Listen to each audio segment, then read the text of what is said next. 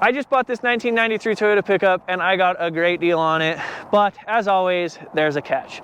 It doesn't run, it doesn't drive, because this is somebody's abandoned project car. Got taken apart, left in pieces for years, they lost interest, and that's where I jumped in.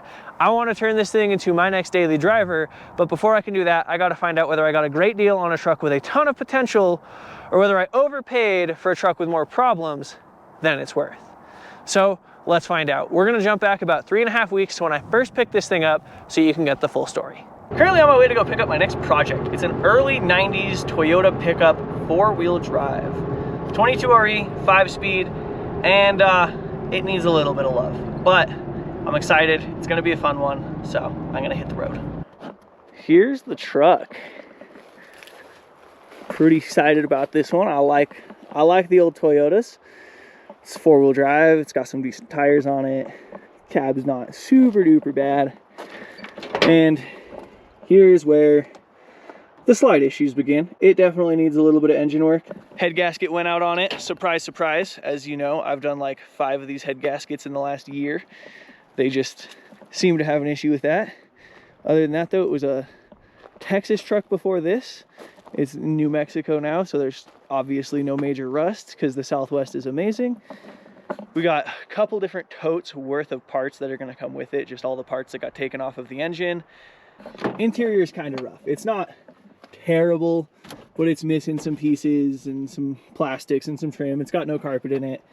But all in all, this thing is got some decent bones. It's got some solid bones. 215,000 miles. This one's gonna be a fun one to fix up. Got all the paperwork situated, got all the spare parts. Now we just gotta load this thing up onto the trailer and get out of here. I've gotta say, I am getting quite tired of loading cars with the hand winch. It works, but it's not near as nice as an electric winch, so that's probably gonna be one of the things we're gonna have to get fixed up. But for now, we're making it work with what we've got. We got the truck behind us and we are headed home, and I'm excited about this one. I just can't wait to get working on this. It's probably gonna be a couple weeks just because my life's got a lot of things going on.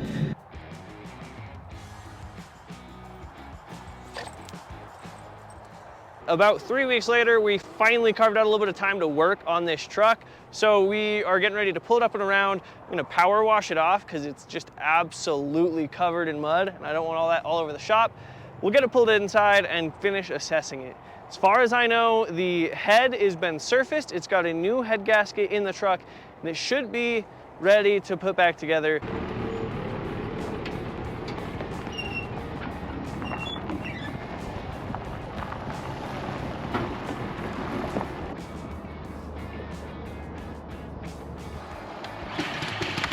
Time to start getting this thing washed up a little bit, and possibly buying a new pressure washer based on the way that thing started and smoked. But our goal right now is not to make this thing look amazing. We're just trying to get it cleaned up enough to get all of the built up dirt and grime off of it so that it's less nasty to work on and makes less of a mess in the garage.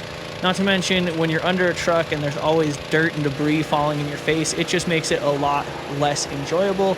So we're trying to get this thing easier to work on, and overall, it does look a little bit better.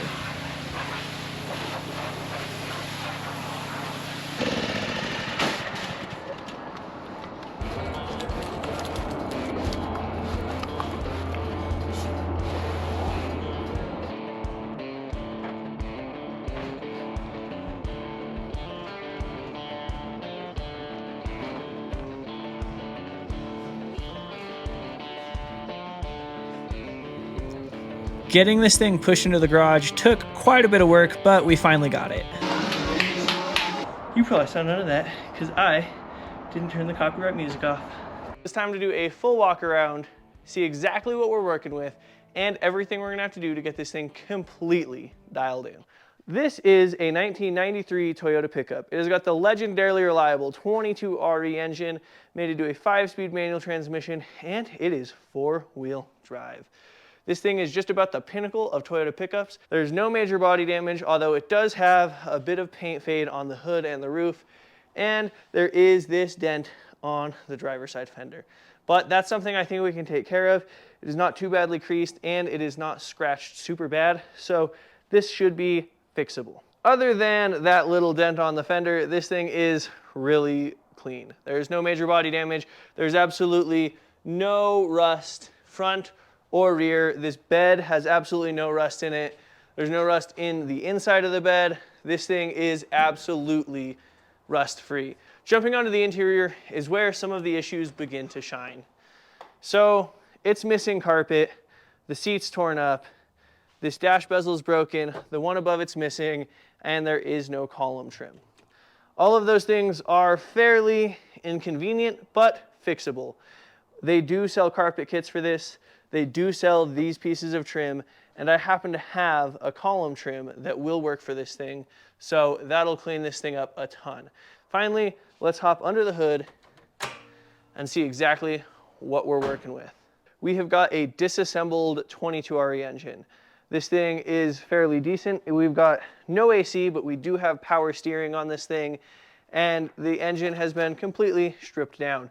The head got removed, it got sent to a machine shop, and this is sat open for a while now. So we're gonna go through and clean this thing very thoroughly. Front to back, make sure this thing is as cleaned up and dialed as possible. But before we do that, I want to go through the massive amount of parts that this thing came with. This thing came with a ton of new parts and gaskets, and the cylinder head was already surfaced. So here we've got the cleaned up cylinder head that should be just about ready to install. We've got head gaskets. There's 2 to choose from. We also have belts and hoses and exhaust gaskets. This is a bunch of seals and hose clamps and hardware that need to go back on the truck. And in the back, we've got the intake, we've got the upper and lower intake, we've got the rockers, we've got the distributor and alternator and everything else that we're gonna need to put this thing back together. So first thing first, I'm gonna take everything out of the truck, put it on the workbench, lay it out, and get a full inventory of what we're working with. That way we know what we need to do, what has been done, and what hasn't been done. Really excited about this one. Most of the trucks I buy, I don't really have a plan of keeping forever. This is a truck I could see myself keeping for a long, long time.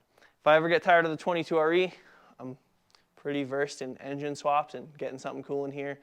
But for now, I think a 22RE 5-speed Toyota pickup that just runs well and gets decent gas mileage will be awesome.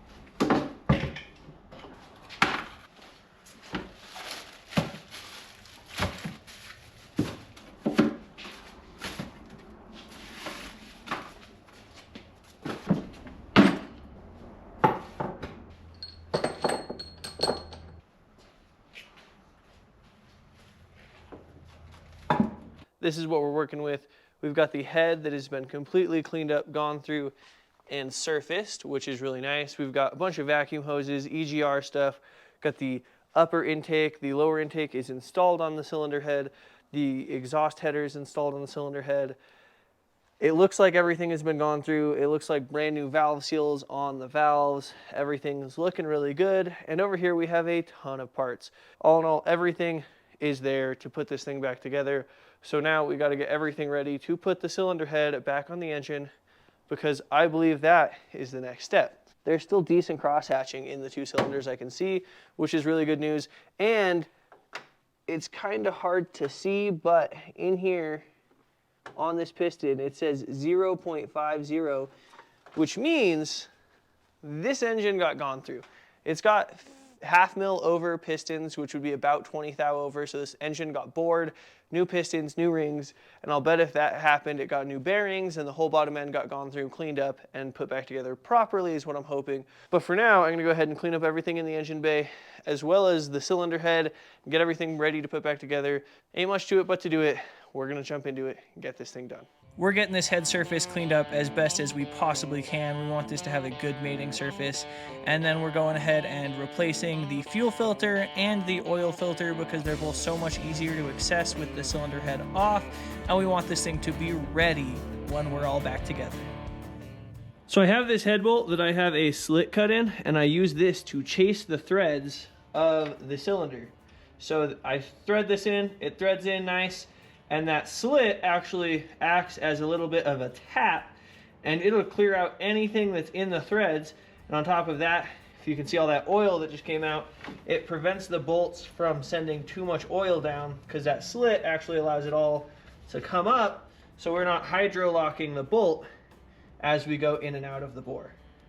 It is a little bit of a tedious task going in and out of each of these holes, especially because I did it more than once on most of them, but in the long run, I do think that it will be worth it. We're just about ready to start putting this thing back together, but before I do that, I want to go ahead and inspect the timing chain and guides. Everything looks to be in good shape. The guides are in good shape. The chain looks like it's been replaced.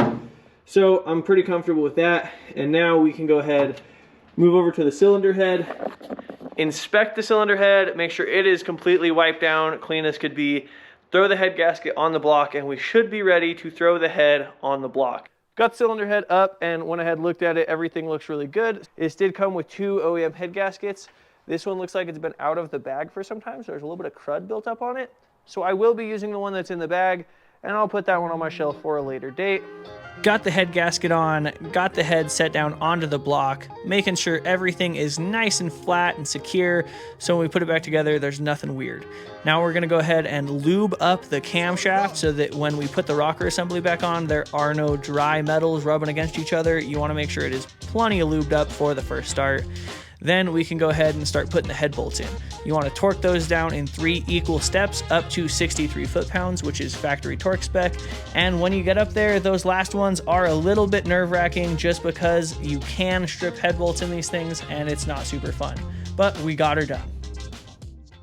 Unfortunately, this thermostat housing has a broken off bolt in it. So I'm gonna go ahead, get the easy out and see if we can remove this bolt. If not, I do have a whole spare lower intake.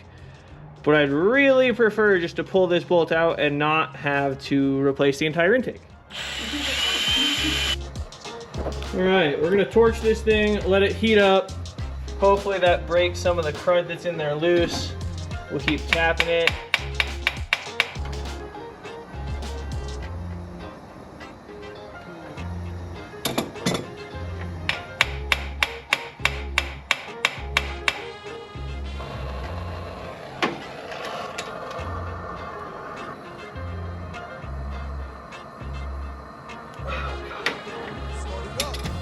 Not doing what I need it to do.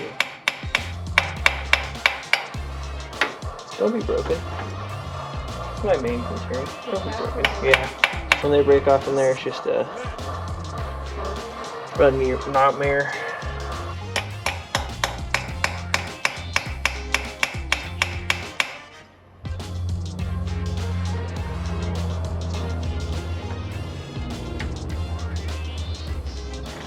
Really appreciate it. Break loose.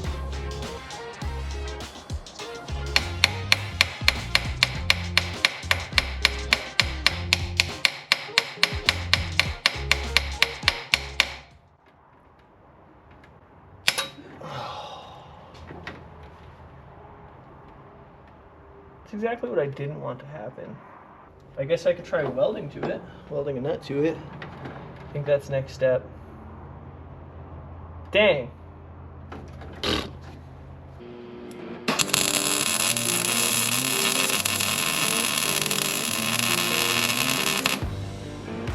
There we go. Now for the time of reconciliation. It's just gonna come right out. No. And then it doesn't come out.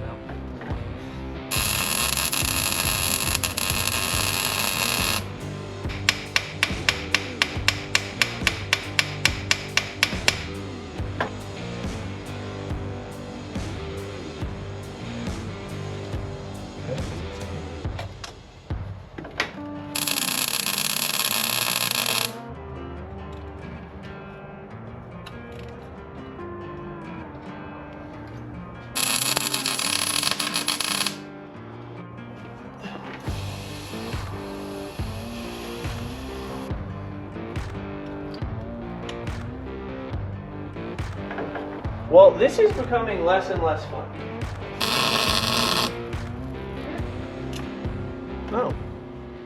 Despite my best efforts, this is still broken off in there. I've welded to it multiple times. I tried easy outing it. I tried heating it. It's just not gonna work. So I went ahead and I grabbed a separate intake. This here is another intake I've got that should work for what we've got going on here. Everything looks to be the same. This is off of an earlier 22RE, so the sensors are wrong, but that's all right. We've got sensors there, so I'm gonna strip this intake down, clean it up, pull this one off, swap everything. Pulling this intake and replacing it was a job I was really not looking forward to. I was dreading doing this from the beginning, and that is why I spent so much time trying to extract the broken bolt that's in the thermostat housing. A lot of the bolts on this lower intake are hard to get to and kind of a pain, but we did eventually get it. Then we just had to swap everything over from the old intake to the new intake. There's a ton of sensors, brackets, and fuel injectors that we had to swap over, and we had to get the lower intake cleaned because there was dirt, grime, and gross stuff in the intake from it sitting out of a vehicle for so long. But with a little bit of work and determination and a ton of brake clean, we eventually got everything swapped over and ready to go back onto the truck. Then we could install the lower intake, which is just the reverse of pulling it off. Still kind of a pain, a lot of the bolts are hidden and kind of hard to get to, but eventually we did get the lower intake back onto the engine.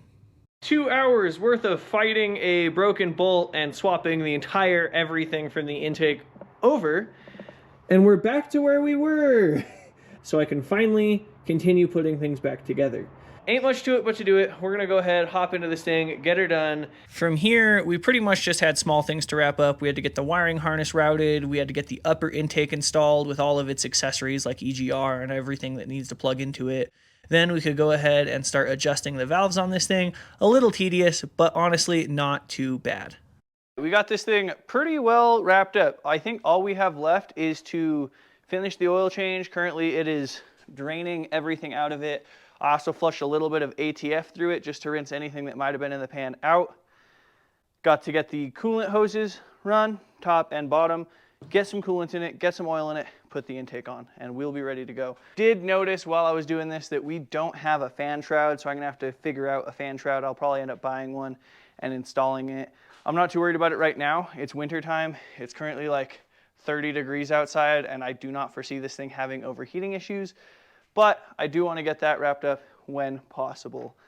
Getting the coolant hoses and intake on this truck is an absolute breeze. Then all we have left to do is make sure it's full of oil and full of coolant, which was easy enough said, but once we started doing it, we ran into some issues. I hear a drip. No.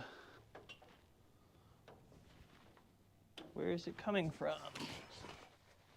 Okay, looks like it's just a hose clamp. The spring clamp that needs to be replaced with a hose clamp. I went ahead and I put a normal screw style hose clamp instead of the spring clamp on the hose that's under the intake manifold. And I think that stopped that leak.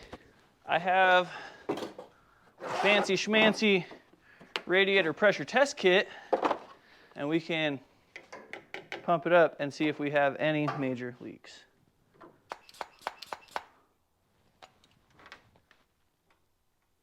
We've got a leak. Dang it. Oh, no. No, no, no. Is it coming from where I think it's coming from? God. No. Got a major coolant leak coming from one of these. This exact line. Goes to the bottom of the intake, over to the heater core. No! I don't even know if that line is feasible to replace with the engine in the engine bay. How did that even happen? Thought we were ready to start it. All right, so I got the leak fixed over here. It is darn near impossible to see. It is under the under intake, goes around the back of the head and to the heater core line over there. I have a spare line, but I just wrapped a heater core hose around this one for now and put a hose clamp on it to stop the leak. Mainly because I want to make sure this engine runs decent and doesn't need any other things before I go ahead and either pull the engine out or pull the transmission out, because that's just about the only way I'm going to be able to get the line out of there. It goes under a second line on the very back of the cylinder head, is bolted to the back of the cylinder head, bolted to the lower intake, and goes to here. It is this heater core hose. So before I commit to another 5 or so, 6 hours of working on this thing, I want to make sure the engine doesn't need any other major things, like it's not knocking, it's not smoking really bad, there's no anything like that going on. We've got it pressure testing right now. It's still at 16 psi. It's been on there for about 10 minutes now. It's full of oil. So I think we're finally at a point where I can put the battery in this thing and hope that the battery I got with it that I threw on the charger has enough life left in it to actually start this thing up. I don't know for sure. When I got the truck, he told me the battery was probably bad. It had been out of the truck the whole time. So here's hoping that the battery isn't bad. I did throw it on the charger. It said charged. It says 12.5 volts. Not much I can do other than try it in the truck. And this thing should be ready to start. So wish me luck. Keep your fingers crossed, because I really want this thing just to fire up, sound great, and run amazing. Oh, I need a battery tray for that too.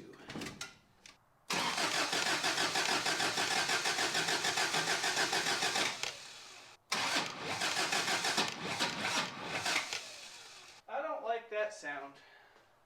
Let's see.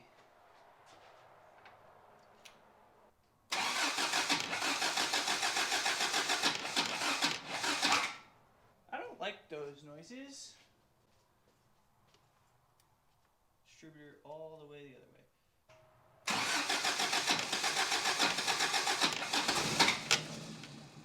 Well, that was better.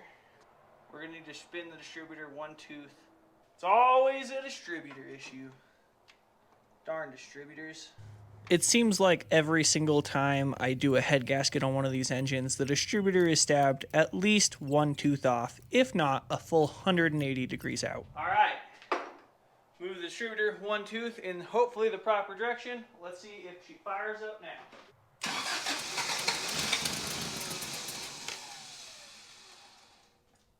Yes. Yes, she does.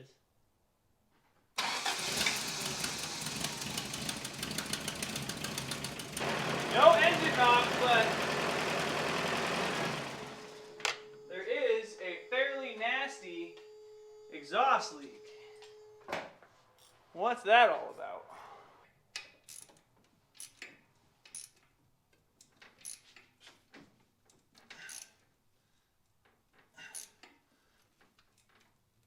Okay, that might be why. Let's see.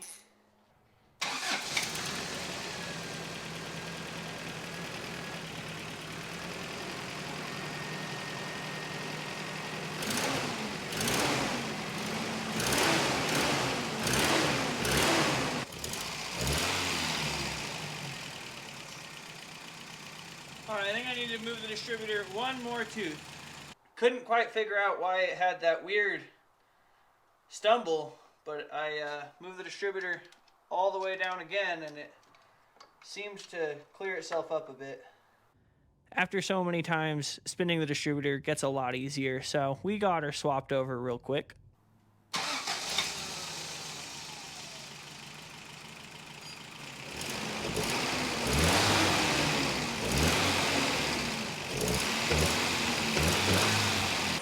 Better actually. I think it's about time to get this thing pulled out of the garage. Time to take this thing for a test drive, see how everything does, and make sure that we don't have any issues. Sounds like the valves might need adjusted. I did adjust them cold. Sometimes that's not the most accurate, so we'll get a heat cycle or two into it, readjust the valves, and see if we get a little bit of that valve tick out of there.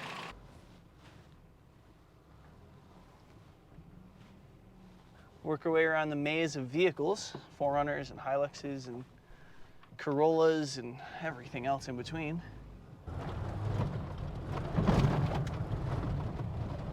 We made it to some pavement. See how this thing does on the street. All in all, so far, seems to run pretty darn good. It's 22 RE on some decently sized off-road tires.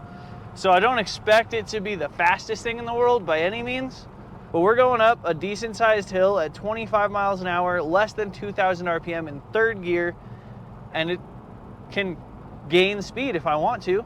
So that's really cool. I'm honestly fairly impressed with the handling of this thing so far. The brakes are fantastic. I mean, I don't know what I expect, but I just didn't expect it to have good brakes. Now, I have a test for every single vehicle I get running. Will it do a burnout?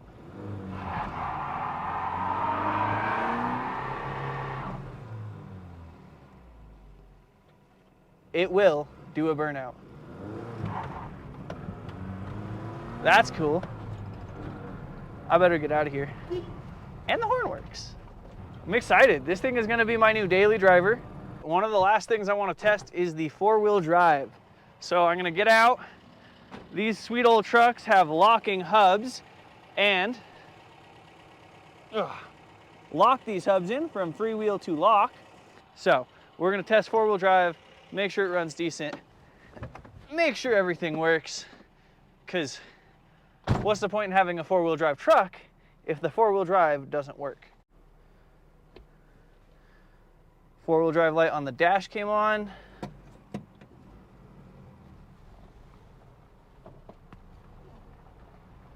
Oh yeah. Four-wheel drive is definitely engaging. All right, now let's pull it out of four-wheel drive.